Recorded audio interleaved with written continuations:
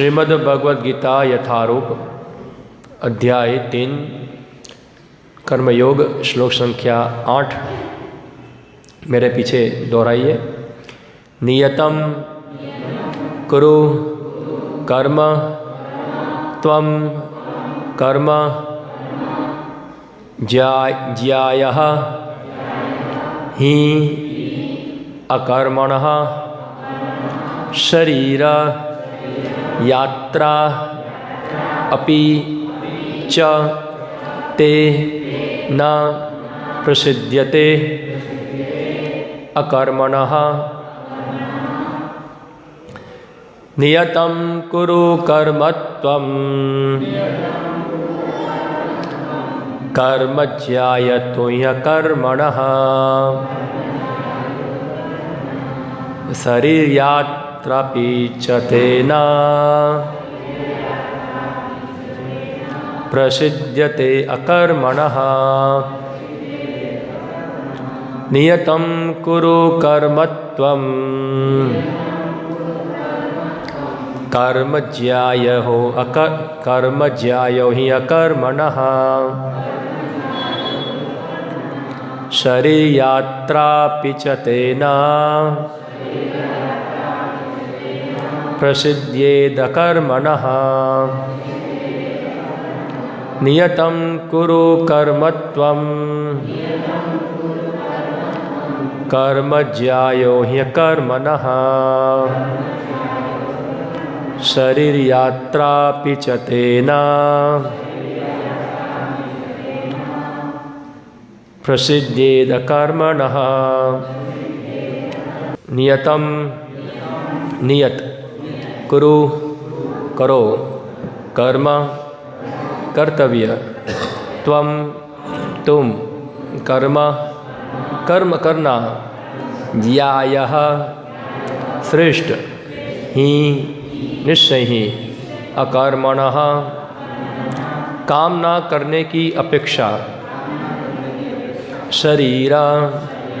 शरीर का यात्रा पालन निर्वाह अपि भी च भी ते तुम्हारा ना कभी नहीं प्रसिद्ध्येत सिद्ध होता अकर्मणः बिना काम के।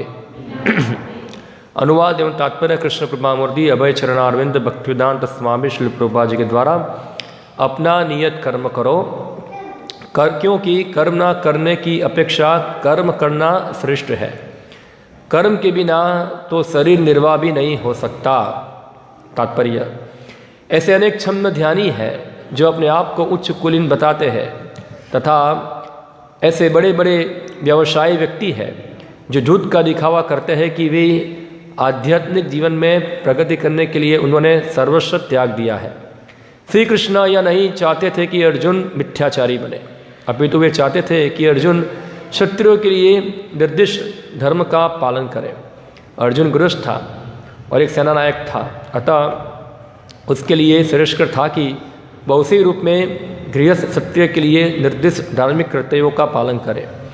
ऐसे कर्तव्यों से संसारी मनुष्य का हृदय क्रमशः विमल हो जाता है और वह भौतिक कलमश से मुक्त हो जाता है। देह निर्वाह के लिए किए गए तथाकथित त्याग का अनुमोदन ना तो भगवान करते हैं और ना कोई धर्मशास्त्र है। आखिर देह निर्वाह के लिए कुछ न कुछ करना होता है। भौतिकवादी वासनाओं की शुद्धि के बिना कर्म का मनमाने ढंग से त्याग करना ठीक नहीं। इस जगत की प्रत्येक व्यक्ति निश्चय ही प्रकृति पर प्रभुत्व जताने के लिए अर्थात इंद्र तृप्ति के लिए मलिन प्रवृत्ति से ग्रस्त रहता है। ऐसी दूषित प्रवृत्तियों को शुद्ध करने की आवश्यकता है। नियत कर्मों द्वारा ऐसे किया बिना मनुष्य को चाहिए कि तथाकथित आध्यात्मिकवादी यानी योगी बनने तथा सारा काम छोड़कर अन्यों पर जीवित रहने का प्रयास ना करें। ओम अज्ञानतिमिरन्धस्य ज्ञानञ्जनशलाकया चक्षुरुन्मिलितं येन तस्मै श्रीगुरुवे नमः। श्रीचैतन्यमनोभीष्टं स्थापितं येन भूतले स्वयं रूपकदा मह्यं ददाति स्वपदान्तिकं। वन्देऽहं श्रीगुरो श्रीयुतापदकमलं श्रीगुरुन् वैष्णवांश्च श्रीरूपं साग्रजातं सहगणरघुनाथामृतं त्वं सजीवं साद्वैतं सावधूतं परिजनसहितं कृष्णचैतन्यदेवं श्रीराधाकृष्णपादान् सहगणललिता श्रीविशाखान्वितांश्च श्रीकृष्णचैतन्य प्रभु नित्यानन्द श्री अद्वैत गदाधर शिवासादि गौरभक्तवृंद हरे कृष्ण कृष्ण कृष्ण हरे हरे हरे राम राम राम हरे हरे। हरे कृष्ण। तो जो लोग नए होंगे उनको ये श्लोक पता नहीं होगा। ये तीसरा अध्याय चल रहा है जिसका टाइटल है कर्मयोग, और भगवान यहाँ कुछ बता रहे अर्जुन को।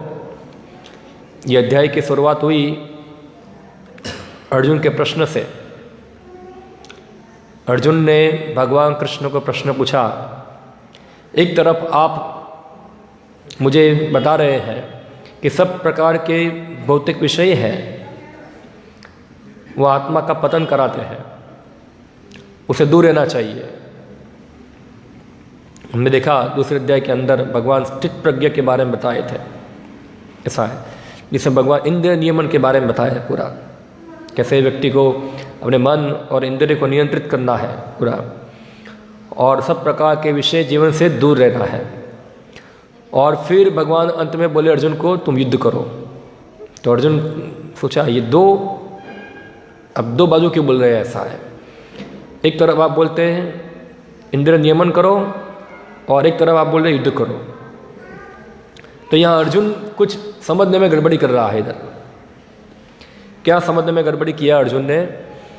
अर्जुन सोच रहा है कि इंद्रिय नियमन का मतलब है कर्म करना बंद कर दो। ये उसने अर्थ निकाला यहाँ कि जब तक व्यक्ति नियत कर्म करता है तब तक वो अपने इंद्रियों और मन को कंट्रोल कर सकता नहीं है। ये अर्जुन की धारणा थी, और ये सामान्य धारणा सबकी होती है। हम देखते हैं ऐसा, खास करके व्यक्ति सांसारिक जीवन में रहता है तो वो सोचते हैं कि हम सांसारिक जीवन के अंदर हम कभी भी मन और इंद्रिय को कभी कंट्रोल कर सकते नहीं है। तो अर्जुन को लगा कि अगर किसी को त्यागी आध्यात्मिकवादी बनना है तो उसके लिए कंपलसरी उसको ये नियत कर्म यानी कि सांसारिक जीवन छोड़ना ही पड़ेगा। इसके बिना वो नियत कर्म करना बंद कर सकते, आध्यात्मिक जीवन में प्रगति कर सकता नहीं है। तो ये अर्जुन का कन्फ्यूजन था पूरा यहाँ। और एक तरफ बाद में भगवान बताए तो अर्जुन युद्ध करो, ऐसा है। तो अर्जुन बोला कैसे संभव है? एक तरह मुझे बोलते हैं कि आप सेंस कंट्रोल करो, और एक तरफ पूरे युद्ध करने को बोल रहे। युद्ध करना यानी कि तो पूरा कंट्रोल घुमाना है, पूरा युद्ध करना है, गुस्सा करना है, बाण छोड़ना है, सबको मारना है, तो कैसे कंट्रोल रहेगा पूरा इसके अंदर? कन्फ्यूजन था अर्जुन को यहाँ। फिर भगवान जो है अर्जुन को उत्तर देना प्रारंभ किया। भगवान अर्जुन को बताए, जो हमने लास्ट टाइम चर्चा किया था इसके बारे में, कि जो लोग खास करके मानव जीवन प्राप्त कर परम सिद्धि प्राप्त करना चाहते हैं, ऐसे दो प्रकार के मनुष्य होते हैं जो परम सत्य को जानना चाहते हैं। एक व्यक्ति इस प्रकार के हैं जो हर चीज़ को फिलॉसफी यानी कि दर्शन के आधार पे समझना चाहते हैं, और उस प्रकार वो अपनी स्थिति को, जगत की स्थिति को और भगवान की स्थिति को समझना चाहते हैं। तो इसको हम कहेंगे सांख्य नाम कर्म भगवान बताए तीसरे चौथे श्लोक के अंदर। फिर भगवान बताते हैं दूसरे व्यक्ति भी है, जो लोग ऐसे हैं जो इतने दार्शनिक नहीं है, मगर अपने जो वर्णाश्रम के अनुसार अपने जो नियत किए गए जो कर्म है वो लोग करते हैं। दो प्रकार की निष्ठा भगवान ने बताई, एक है ज्ञान निष्ठा और एक कर्म निष्ठा बताए। ज्ञान निष्ठा यानी कि व्यक्ति जो है ज्ञान मार्ग का अनुसरण करता है। ज्ञान मार्ग मीन्स दार्शनिक बनना, फिलॉसफी पालन करना, ऐसा है। इस प्रकार से अपने आप को भौतिक कार्यों से अलिप्त करना, उससे दूर हो जाना वहाँ ज्ञान के द्वारा। और एक लोग जो है वो अपनी नियत कर्म करते हैं और एक कर्म के फलों को भगवान को अर्पण करते हैं, ऐसा है। तो ये एक इसको कहेंगे कर्मनिष्ठ व्यक्ति, जिनको अपनी नियत कर्म में श्रद्धा है वहाँ। अभी भगवान ये विषय को आगे बता रहे हैं। अभी भगवान और इसको क्लियर करना चाहते हैं कि अर्जुन देखो, दो चीज़ है, एक ज्ञान मार्ग है, एक कर्म मार्ग है। मगर अभी तुम देखो कि कोई व्यक्ति डायरेक्टली ज्ञान मार्ग में जाएगा, सीधा दर्शन वाली स्थिति में जाएगा, वहाँ उसकी स्थिति क्या होगी? अगर क्योंकि बहुत सारे लोग जो होंगे जो ज्ञान के बहाना लेकर अपने नियत कर्मों को छोड़ देंगे और इस प्रकार से ढोंगी आध्यात्मिकवादी बनना प्रारंभ कर देंगे। क्योंकि कोई व्यक्ति ज्ञान मार्ग का पालन कर सकता है जब व्यक्ति जो है कुछ उसमें लेवल होना चाहिए, कुछ लेवल का उसके अंदर वैराग्य होना चाहिए, कुछ मिनिमम लेवल उसका वैराग्य होना चाहिए वहाँ। अगर वो व्यक्ति का मिनिमम लेवल का वैराग्य नहीं है, संसार से डिटैच नहीं है, और ऐसा व्यक्ति खाली प्रतिष्ठा के लिए या तो फिर ऐसे अपने आप को बड़ा योगी बताने के लिए कोई व्यक्ति नियत कर्मों का त्याग करता है, तो हम देखते क्या होता है। फिर वो व्यक्ति वो मार्ग में रह सकता नहीं है, वहाँ से उसका पतन होता है।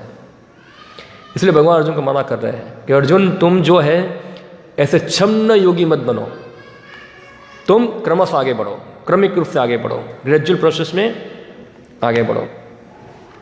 फिर भगवान बताए अर्जुन को, देखो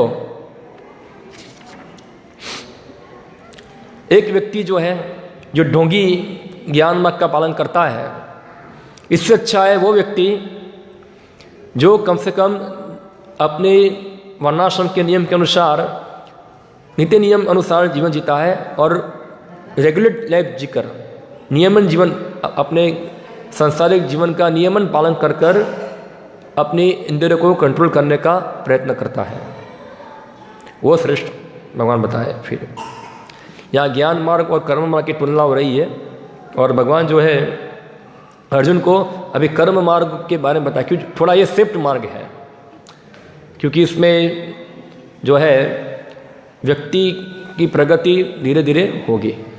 डायरेक्ट ज्ञान मार्ग जब मारेगा तो गिरने का चांस बहुत ज़्यादा है वहाँ।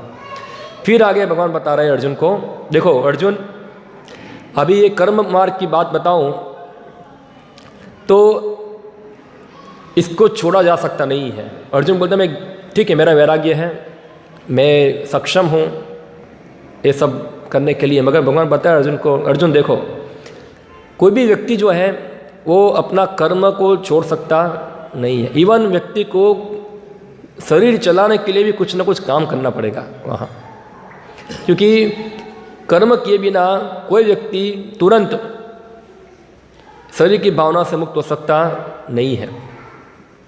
शरीर यात्रा भी चलते ना, शरीर यात्रा यानी कि जीवन का निर्वाह होना। तो ऐसे दार्शनिक लोग हैं जो सोचते हैं कि खाली नियत कर्मों को छोड़ने से व्यक्ति सब प्रकार के भौतिक बंधन से मुक्त हो जाता है। ऐसे लोग हैं, फिलोसोफर हैं ऐसे, जैसे कि बुद्धिस्ट हैं और जैन हैं। उनका मानना है कि व्यक्ति सब प्रकार के भौतिक कर्म को छोड़ देगा तो मुक्त हो गया, संन्यास ग्रहण करते इस प्रकार से। तो मगर यहाँ भगवान मना करते हैं ऐसा कि शरीर चलाने के लिए व्यक्ति को नियत कर्म करना पड़ेगा, इवन शरीर का निर्वाह करने के लिए यहाँ। तो ये पूरा जो सिस्टम भगवान ने डेवलप किया है पूरा, कैसे जीवों की जो प्रवृत्ति है उसको शुद्ध करना, किसके माध्यम से? नियत कर्मों के माध्यम से। तो सबसे पहले हम नियत कर्म क्या है थोड़ा उसके बारे में हम समझेंगे। कई बार लोग इसको समझने में गड़बड़ी करते हैं। नियत कर्म को, नियत ये शब्द का अर्थ होता है प्रिस्क्राइब, इसको इंग्लिश में कहते हैं प्रिस्क्राइब, ऐसा है। तो नियत कर्म यानी कि एक व्यक्ति ने आपके लिए कुछ कर्तव्य बना के दिए हैं, आपको ये करना है, आपको ये करना है, आपको ये करना है, आपको ये करना है, इसको किया नियत, आपको एक काम नियत किया गया हुआ है। किसके द्वारा? आपके ऊपरी अधिकारियों के द्वारा आपके लिए एक पूरा एक शेड्यूल बनाया गया है, आपको ये करना है। तो ये क्या हो गया? नियत कर्म। तो नियत कर्म जो है वो भगवान द्वारा मानव जाति के लिए बनाया गया हुआ है। हर व्यक्ति की अलग अलग स्वभाव के अनुसार, गुण कर्म के अनुसार, जो जीव आत्मा जो है, जो सतोगुण जिसके अंदर ज़्यादा है, सतोगुण का प्रभाव ज़्यादा है, ऐसे जीवात्माओं के लिए भगवान ने नियत कर्म बनाया है ब्राह्मण का। उसको ब्राह्मणिकल ड्यूटी पालन करनी होती है। हाँ, तो हम देखते हैं गीता के अंदर भगवान जो है ब्राह्मण के कर्तव्य के बारे में बताते हैं। हाँ, 18वें अध्याय में आएगा। समो दमो तपो शोचम क्षांतिम आर्जम एवच ज्ञान विज्ञान आस्तिकम ब्रह्म कर्म स्वभावच। ये भगवान ब्रह्म कर्म स्वभाव बताए क्या है। शमो दमा माइंड कंट्रोल सेंस, यानी कि जो ब्राह्मणिकल ड्यूटी जो है ये कर्मों पे आधारित है। जनरली लोग सोचते हैं कि ब्राह्मण यानी कि जो जन्म से पैदा हुआ वो ब्राह्मण, मगर यहाँ भगवान जन्म वाला ब्राह्मण की बात नहीं कर रहे हैं। हम गीता के अनुसार सुनते हैं चातुर्वर्ण्य मया सृष्टम गुण कर्म विभागश। गुण कर्म, कई बार लोग आर्ग्यूमेंट करते हैं ऐसा कि कोई व्यक्ति ब्राह्मण के कुल में पैदा हुआ है तो क्यों ब्राह्मण के कुल में पैदा हुआ? क्योंकि उसके पिछले जन्म के अंदर उसके पुण्य कर्म हो गए, इसलिए तो ब्राह्मण के कुल में पैदा हुआ ना, क्यों शूद्र के कुल में पैदा नहीं हुआ, इसलिए वो ब्राह्मण है। खास स्मार्ट ब्राह्मण जो है इस प्रकार तर्क करते हैं यहाँ कि जो अपने पूर्व जन्म में पुण्यशाली होगा, और शास्त्र में लिखा है जो पुण्यशाली उच्च कुल में पैदा होते हैं वहाँ, तो जो ऑब्वियसली उसका जन्म से अधिकारी है कि वो इस प्रकार ब्राह्मणिकल कुल में पैदा हुआ है। मगर केवल जन्म जो है वो एक फैक्टर नहीं है किसी व्यक्ति को ब्राह्मणिकल कर्तव्यों का पालन करना सिखाना। जन्म गौण है, फर्स्ट ऑफ ऑल है स्वभाव, फिर जन्म आए। अगर उसका स्वभाव ब्राह्मणिकल है तो जन्म कब होता है? शास्त्र बताए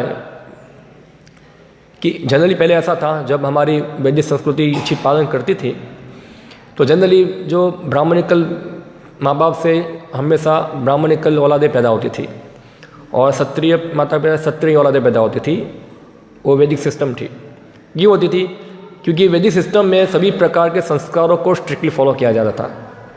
ऐसा है जैसे कि जो गोत्र चालू होता है, जहाँ से कुल चलता है, वो गोत्र एक्चुअली वो ब्रह्मा से चालू होता है। वो गोत्र ब्रह्मा के बाद उनके पुत्र, ब्रह्मा के पुत्र, और ब्रह्मा के पुत्र से लेकर वर्तमान जीवन तक जो भी माता पिता है उनके कुल ने बिना किसी त्रुटि के सभी प्रकारों के संस्कारों को स्ट्रिक्टली फॉलो किया होगा। हाँ, स्ट्रिक्टली संस्कार खाली एक धार्मिक अनुष्ठान नहीं है, वो एक अपनी चेतना को प्रॉपर ट्रेन करना पूरा। तो इसमें थोड़ी भी त्रुटि रह जाती है तो वो उसमें वर्ण संकर पॉपुलेशन हो जाता है, यानी कि मिक्सचर हो जाता है वहाँ। तो कलयुग के अंदर ब्रह्मा से लेकर अभी तक क्या संभव होगा कि इसमें कुछ भेड़सेड़ नहीं हुआ होगा? ऐसा है असंभव है, सब भेड़सेड़ हो चुका है। इसलिए जन्मना जायते शूद्र संस्कारित भवेत द्विज, ऐसा है। जन्म से व्यक्ति शूद्र होता है, संस्कार द्वारा व्यक्ति द्विज बनता है वहाँ। तो उस गुण जो है व्यक्ति का वो सबसे पहले लिया जाए, उसको किस प्रकार के वातावरण में प्रशिक्षण मिलता है वो है। फिर जन्म आएगा, फिर जन्म आएगा। और इस प्रकार से अगर वो उसके अंदर सत्वगुण का प्राधान्य ज़्यादा है तो व्यक्ति के लिए ब्राह्मणिकल कार्य करना बस आसान हो जाएगा, क्योंकि सत्वगुण उसको मदद करेगा ये कार्य करने के लिए। समो दमो तपो शोचम, उसके लिए ये इतना डिफिकल्ट नहीं होगा, ऐसा है। हाँ, समो दमो तपो शोचम, पवित्र रहना, तपस्या करना, क्षाति सहनशील होना, आर्जवम अपना व्यवहार पारदर्शी रखना, ज्ञान विज्ञान आश्रिकम वो उसको ज्ञान में रुचि है, शास्त्र अध्ययन में रुचि है, विज्ञान और सब शास्त्र को पालन कर कर उसको फॉलो करते हैं। ज्ञान विज्ञान आस्तिकम, भगवान में, शास्त्र में पूरा विश्वास है, तो ये नेचुरल उनके ऐसे व्यक्ति के लिए ये गुण बन जाएंगे। उसी प्रकार से क्षत्रिय जो है उसका भी जन्म से नहीं, उसके गुण के अनुसार, स्वभाव के अनुसार, और वो भी भगवान बताए गीता के अंदर क्या है, तेजो द्रुति दाक्षम युद्धे चापि न पलायनम दानेश्वर भावश्च क्षत्र कर्म स्वभावज बताए। हाँ, तेजस्विता, एकदम तेजस्वी क्षत्रिय रहता है।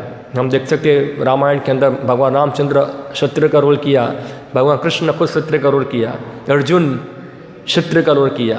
तेजस्विता, उनके व्यवहार में तेज दिखता है, तेजो द्रुति, डिटर्मिनेशन, संकल्प, अपना कार्य करने में संकल्प। हम देखते हैं महाभारत में और रामायण में ऐसी बहुत सारी संकल्प क्षत्रिय ग्रहण करते थे। जैसे अर्जुन ने संकल्प लिया था कि मैं रात को सूरज डूबने से पहले जयद्रथ का वध कर दूंगा। ऐसा संकल्प कौन ले सकता है? क्षत्रिय ले सकता है। रामचंद्र भगवान संकल्प लिया था, रावण को, पूरी लंका को हम खत्म कर दूंगा, संकल्प। तो ये संकल्प जो है वो क्षत्रिय गुण है, लेता है उसको पूरा करता है किसी तरह से वहाँ। तो ये तेजो द्रुति दाक्षम, एक्सपर्ट, अपने हर कार्यों में बहुत निपुण होते हैं। हाँ, सब एक्सपर्ट उनमें देखी जाती है। हम देखते हैं खास क्षत्रिय सब में एक्सपर्ट होते हैं, युद्ध करने में एक्सपर्ट होते हैं, शासन करने में एक्सपर्ट होते हैं, और कई बार खेलने कूदने भी एक्सपर्ट होते हैं। ऐसा है तेज दाक्षम युद्धे चापि पलायनम, और कभी भी युद्ध छोड़ के कभी भागते नहीं हैं। हाँ, चाहे कितना भी गंभीर स्थिति क्यों ना हो, वो चैलेंज को स्वीकार करते हैं। पड़कार काम में कोई फेंकेगा शत्रु के सामने, वो भागेगा नहीं, उसके सामने टिका रहेगा वहाँ, भले ही वो अकेला क्यों ना हो। ये उसका स्वभाव में दिखा जाता है। तेज युद्धे चापि न पलायनम दानेश्वर भावश्च, दान, उसके पास कोई मांगने के लिए आएगा, मुझे ये चाहिए, दे देंगे बिना संकोच के, बिना हिचकिचाहट के। शास्त्र में कितनी कितनी घटनाएं हैं। तो कर्ण के पास क्या मांगा था? इंद्र ने कवच कुंडल काट के दे दो, कर्ण काट के दे दिया। क्यों? क्योंकि इसका क्षत्रिय स्वभाव था वहाँ। उसी प्रकार से बलि महाराज के पास कौन आए थे? भगवान वामन देव आए थे। क्या मांगा? 3 पैर भूमि दे दो। एक्चुअली बलि महाराज के 3 पैर भूमि कुछ भी नहीं था, मगर क्षत्रिय स्वभाव है। शुक्राचार्य मना किया, इसको मत दो, ये भगवान है, तुम्हारे पास सब कुछ लेने के लिए आया हुआ है, ये इसको कुछ मत दो।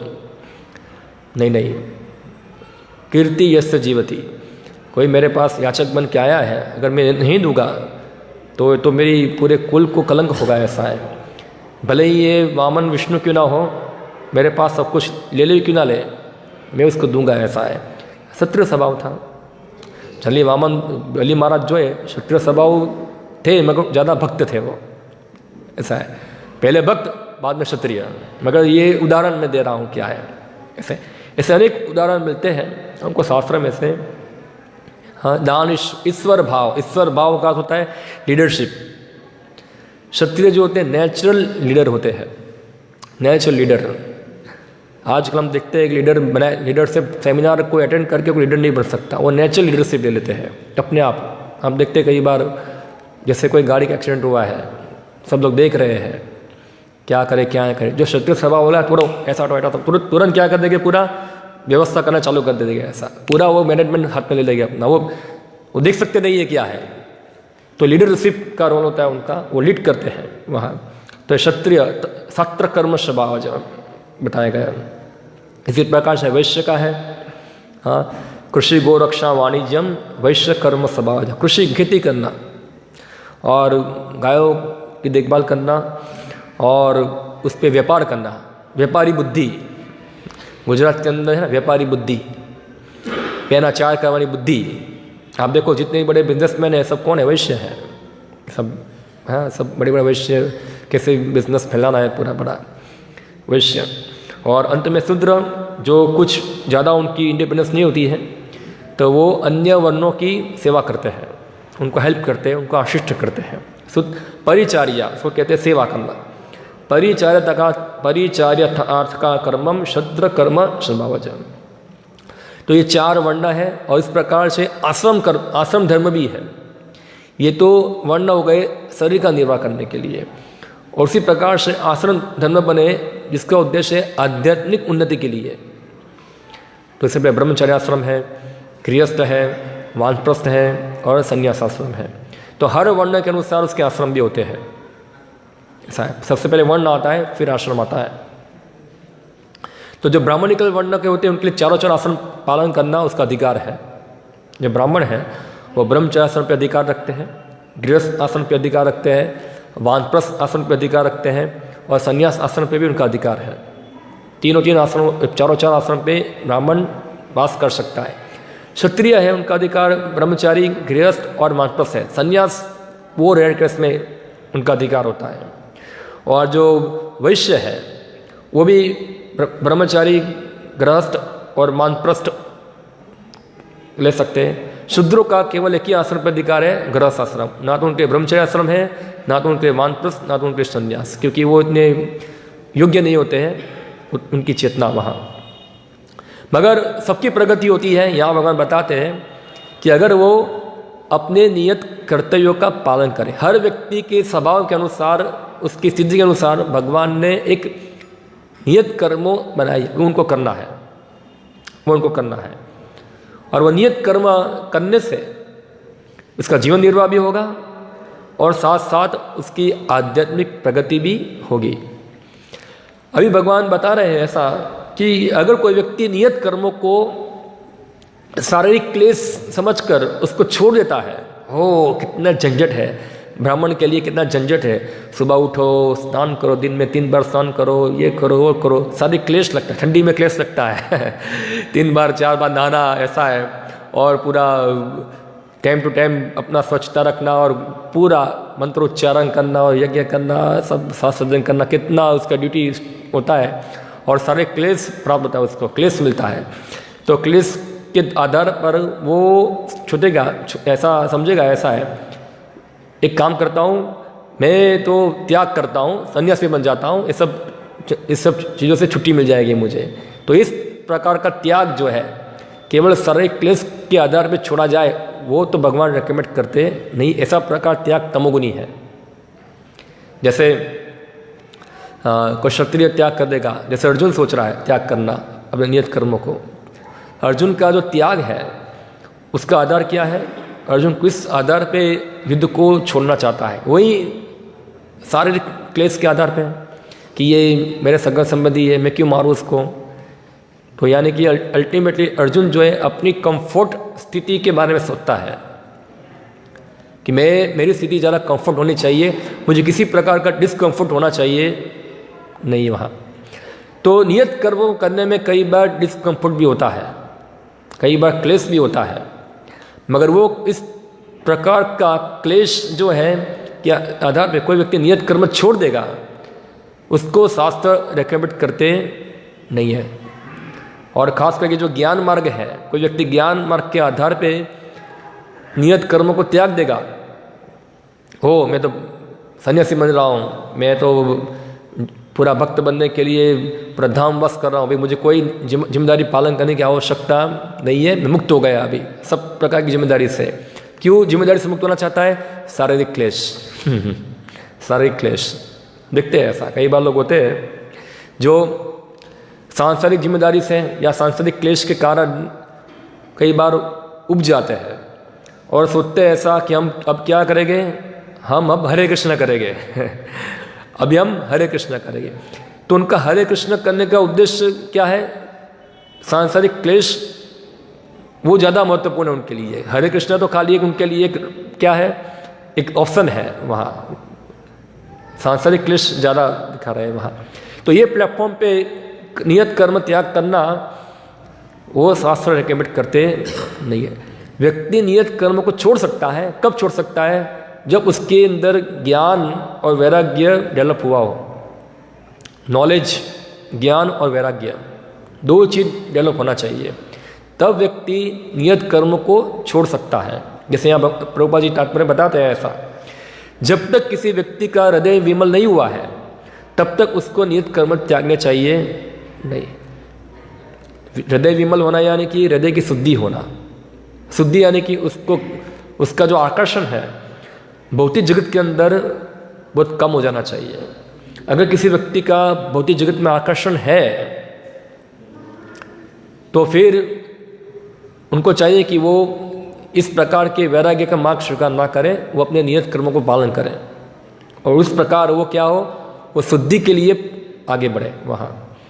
अभी ये शुद्धि आगे कैसे होती है, कैसे उसका प्यूरिफिकेशन होता है, वो भगवान नेक्स्ट श्लोक के अंदर बताते हैं। क्या है तो भगवान बताते हैं, यज्ञार्थार्थ कर्मणो अन्यत्र लोको अयम कर्म बंधना तदर्थ कर्म कौन्तेय मुक्त संग समाचार।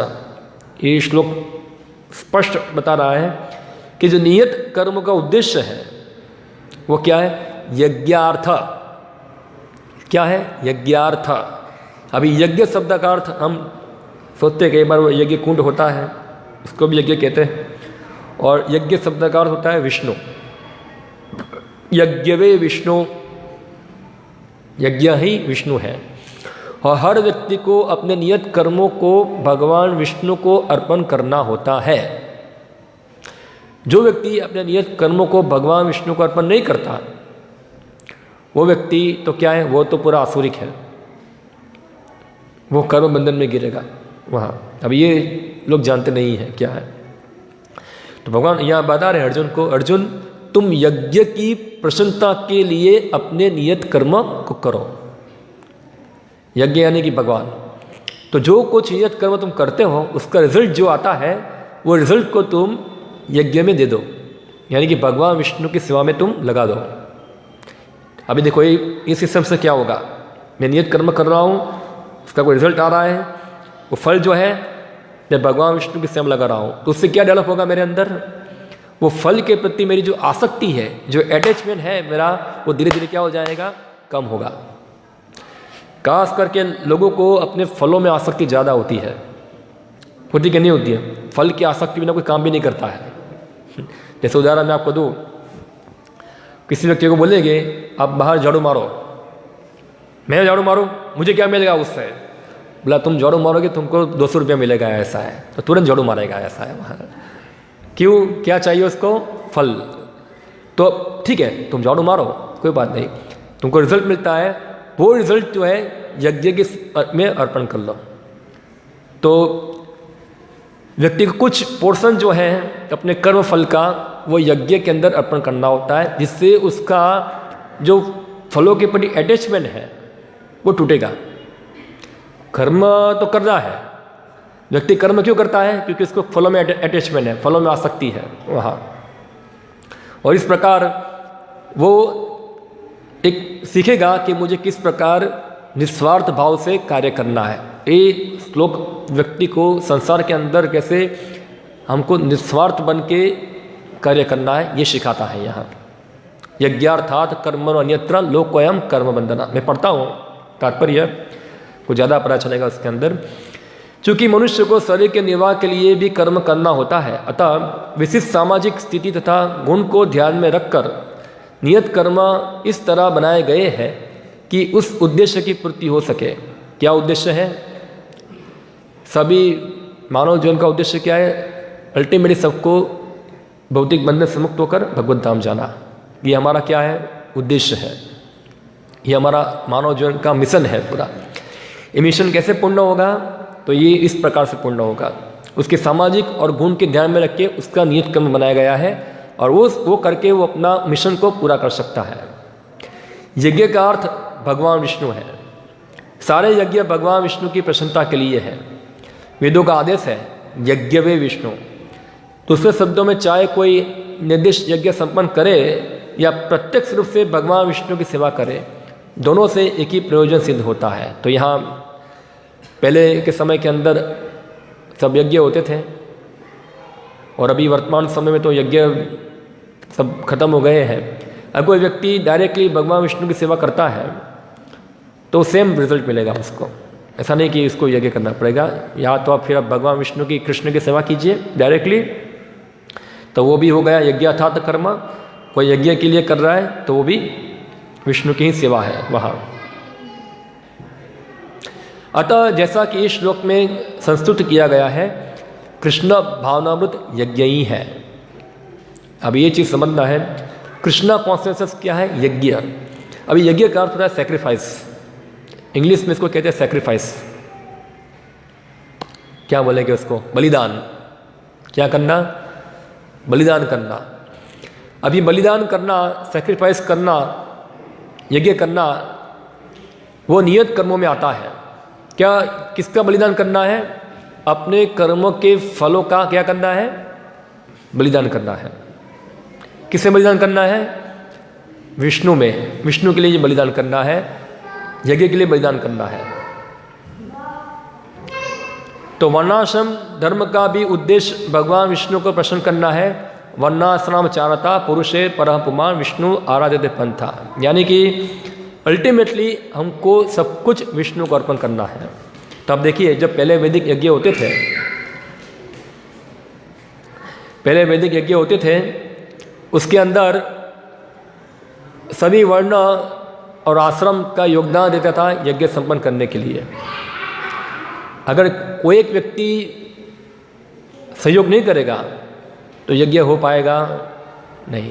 तो ब्राह्मण चाहिए मंत्रोच्चारण करने के लिए, यज्ञ का पूरा अरेंजमेंट करने के लिए। क्षत्रिय चाहिए जो पैसों की व्यवस्था करता है, द्रव्य की व्यवस्था करता है। वैश्य चाहिए जो अनाज उत्पादन करता है, घी देता है।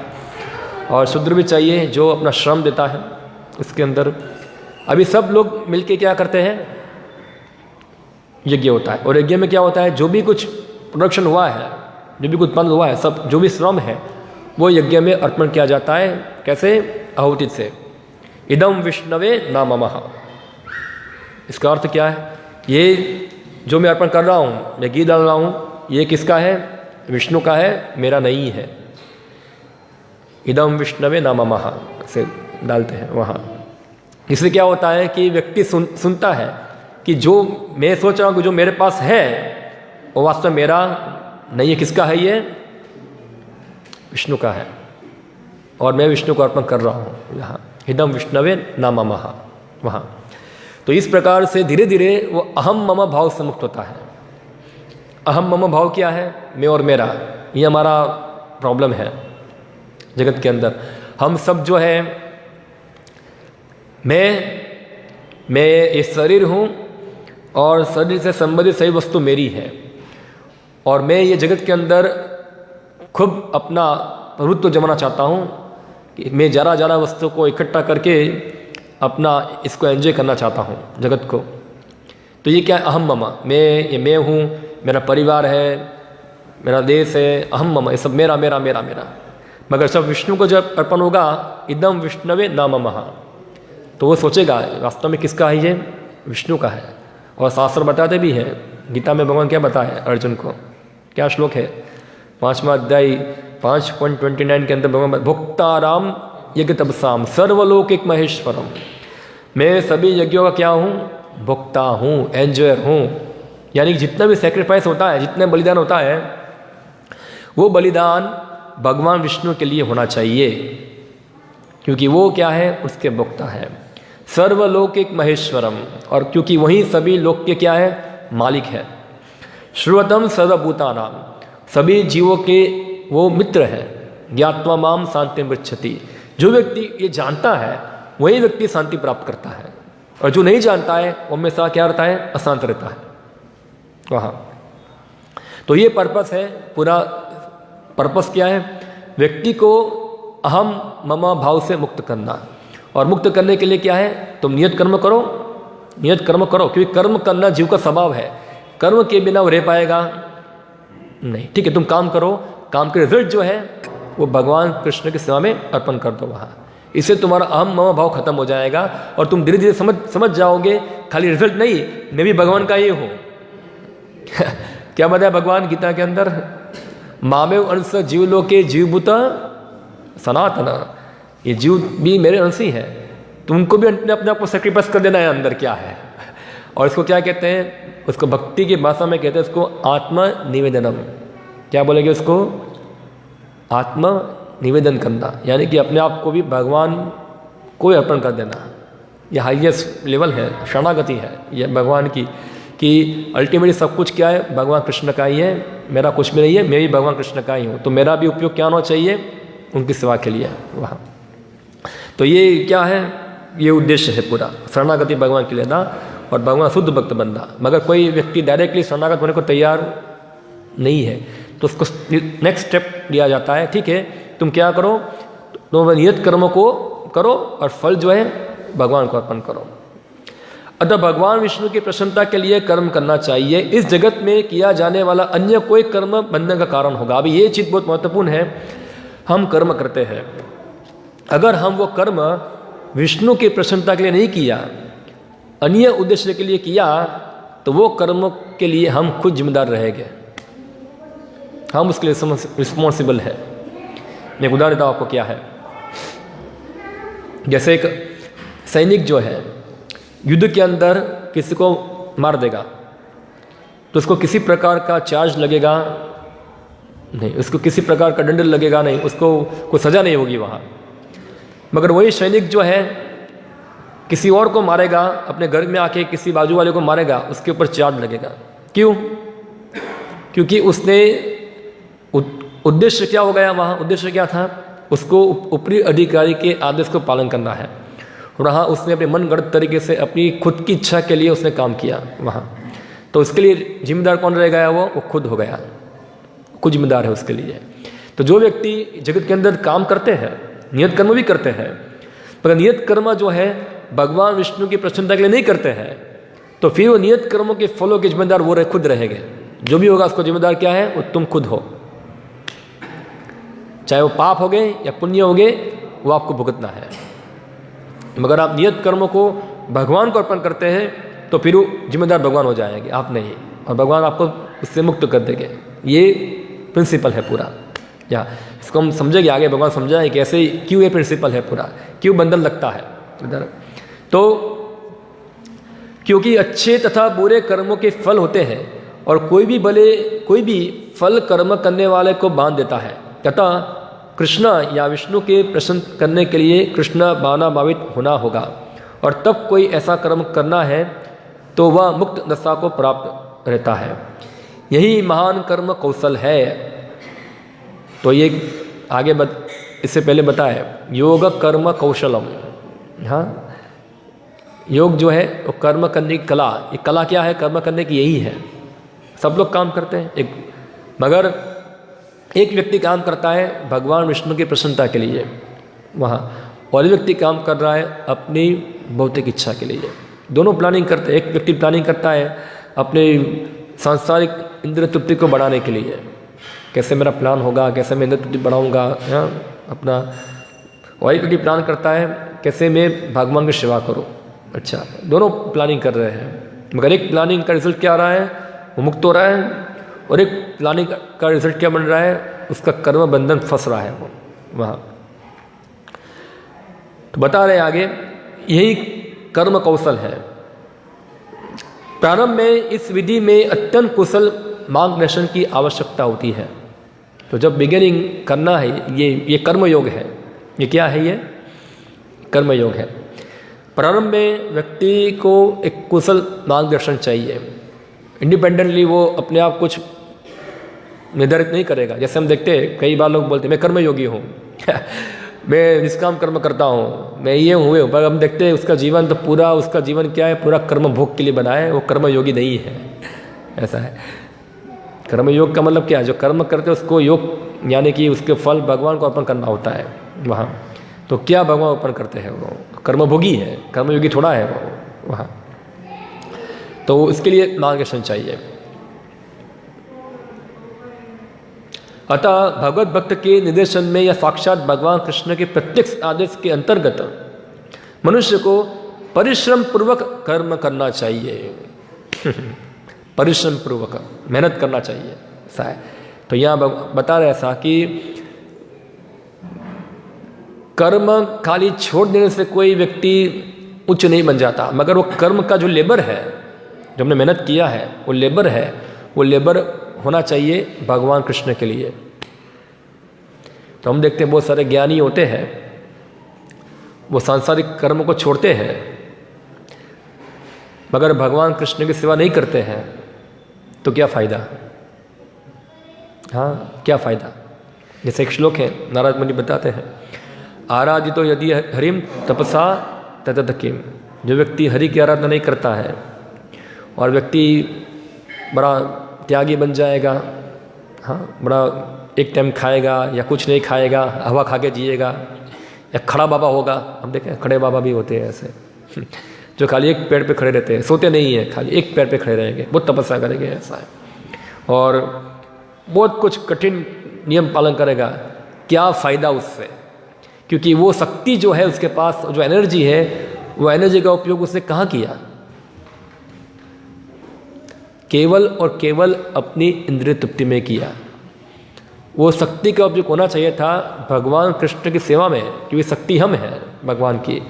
वो शक्ति को वो बस मैं बड़ा बाबा हूँ, तो मैं बड़ा हो गया, मैं त्यागी हूँ, मैं त्याग कर दिया। तुम क्या त्याग करोगे? तुम्हारा कुछ होगा तो तुम त्याग करोगे ना, ऐसा है। सही बात है ना? त्याग की परिभाषा क्या है? कोई व्यक्ति बोलता है मैं त्याग कर दिया, तुम्हारा था क्या, तुम त्याग करोगे? ऐसा है। सब कुछ तो भगवान का है, तुम किसका त्याग करोगे? ऐसा है। तो ऐसे वो हम देखते हैं, हम कुंभ के मेले में जाएंगे, ऐसे बहुत बड़े बाबा बाबा आएंगे सब, जो पूरा देख बहुत तपस्वी है और पूरा बहुत तपस्वी और पूरा त्यागी दिखते हैं। मगर आप उनको बोलोगे चलो भगवान श्री कृष्ण की सेवा करेंगे, आप थोड़ा आइए, कुछ कीर्तन कीजिए या तो कुछ भगवान की सेवा कीजिए, नहीं हम नहीं करेंगे क्यों? क्या फ़ायदा? इस प्रकार का त्याग का क्या फ़ायदा? ज़ीरो। हम चैतन्य महाप्रभु जब बनारस गए थे, वाराणसी में, तो वहाँ एक सन्यासी टोली थी, प्रकाशानंद सरस्वती और अन्य सन्यासी, मायावादी सन्यासी थे, वेदांत अध्ययन करने वाले थे। चैतन्य महाप्रभु की निंदा कर रहे थे, ये चैतन्य क्या है, पूरा दिन पूरा कीर्तन करता है, ये सब क्या है, कीर्तन वीर्तन करना? ये तुम सन्यासी हो, तुमको गंभीर होना चाहिए, तुमको ये सब भाव लोगों के साथ घूमते फिरते हो, वेदांत पढ़ो, ऐसा है।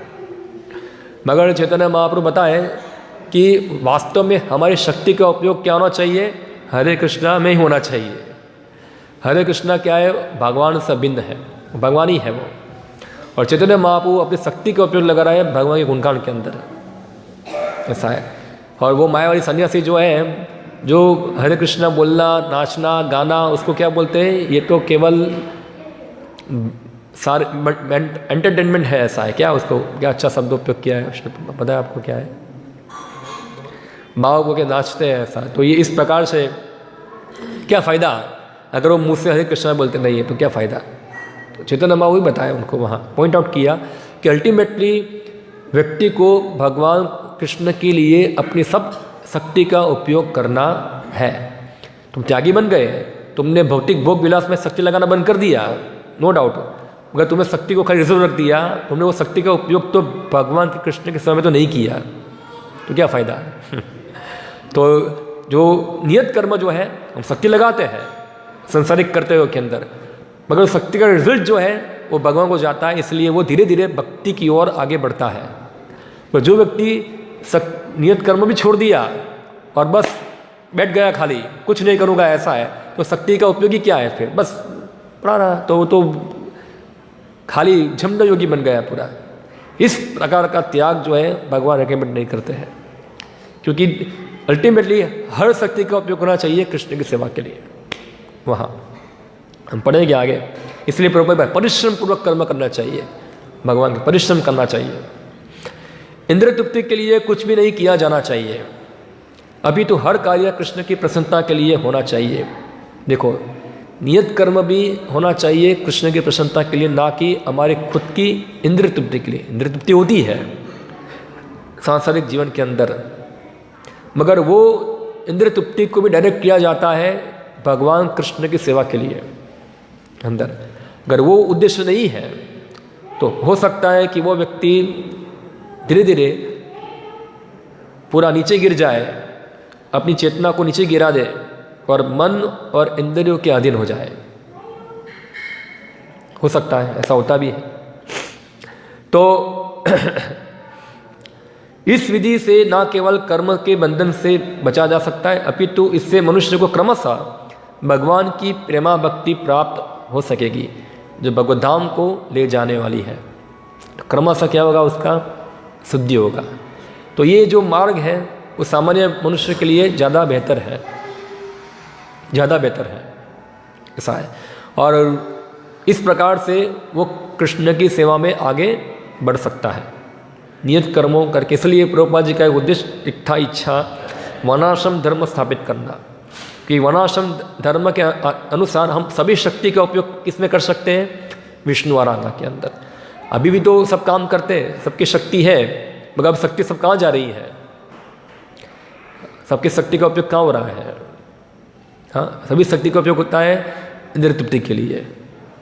बड़ी बड़ी फैक्ट्री बनती है, बड़े बड़े रोड बनते हैं, इतना सारा डेवलपमेंट हुआ है, इतना सारा एनर्जी, पैसा, प्लानिंग, बुद्धि सब लगता है, सब प्रकार की एनर्जी लगती है।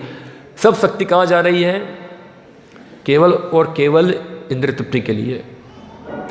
भाई ये सब शक्ति, बुद्धि, श्रम, पैसा, ये सब पावर है ना, ये सब शक्ति बोलते हैं, ये सब लगना चाहिए विष्णु आराधना के लिए। तो वर्णाश्रम धर्म के लिए ये सब लगता था, विष्णु आराधना वो केंद्र बिंदु था। इसलिए सभी लोग जो थे धीरे धीरे अपने कर्म फल, अपने भौतिक संसार जीवन से इतने अटैच नहीं थे। संसार में थे मगर वो इतना सेंसुअल नहीं थे, इतने लो प्लेटफॉर्म पे नहीं थे जो अभी हम देख सकते हैं ऐसा। तो ये फार्मूला है कैसे हम अपने कर्म बंधन से मुक्त हो पाए। एक्चुअली बहुत बड़ा विषय है, थोड़ा समय हो गया है, और इसकी हम नेक्स्ट संडे को हम देखेंगे।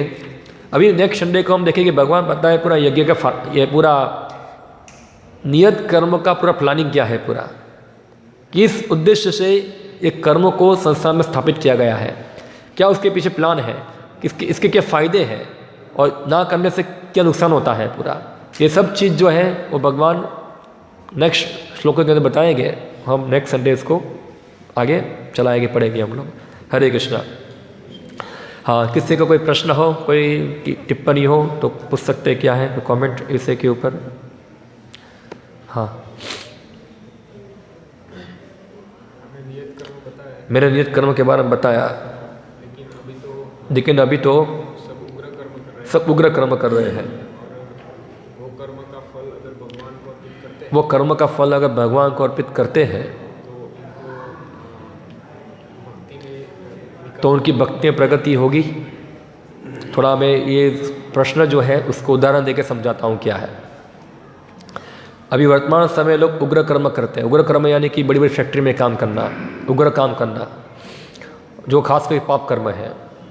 हाँ, इसमें पाप ज़्यादा होता है, शक्ति का उपयोग पाप कर्म में हो रहा है। अगर कोई व्यक्ति ऐसे कर्मों को भगवान कृष्ण के सेवा में अर्पण करता है तो क्या उसकी प्रगति होगी? ओके, ये आपका प्रश्न है ऐसा। हाँ, होगी, कुछ लेवल में प्रगति होगी, क्योंकि उसमें धीरे धीरे उसके अंदर डिटैचमेंट डेवलप होगा वहाँ।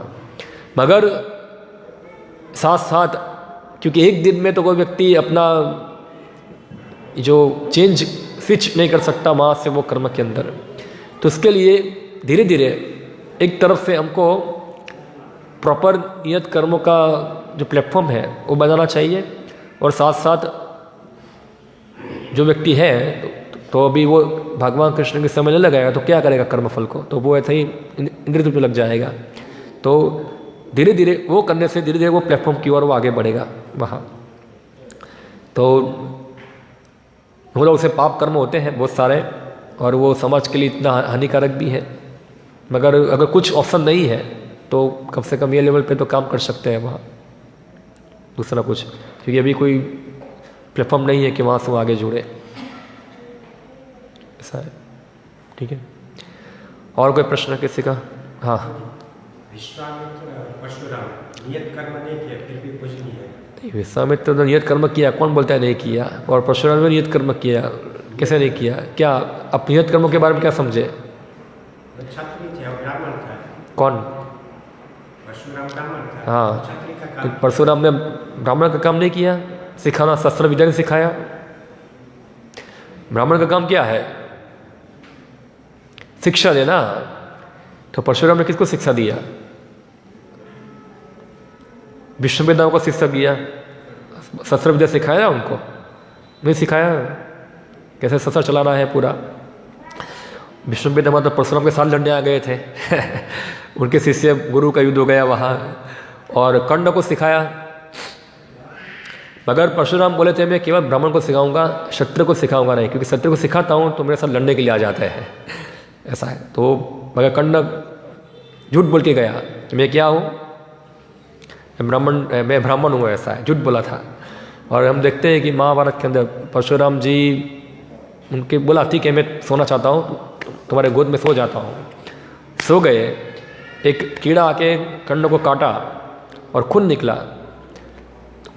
वो खून विश्वामित्र को परशुराम को स्पर्श हुआ तो जग गए। जगे तो देखा कर्ण बैठा हुआ था।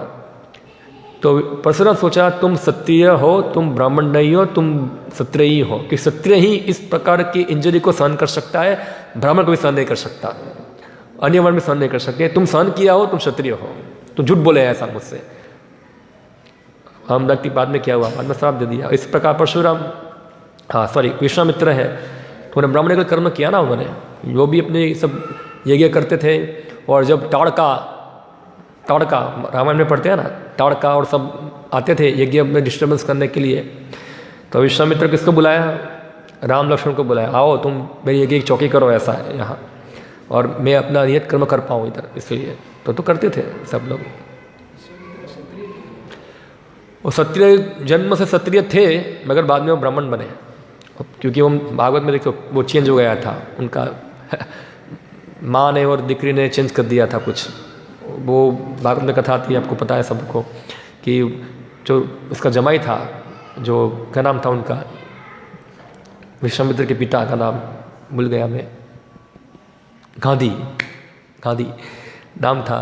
तो वो उनके जमाई थे, उसने कुछ पिंड बनाया था, फल 2 भाग किए थे। बोला एक भाग अपनी पत्नी को खिलाना था, एक भाग उसकी माँ को खिलाना था।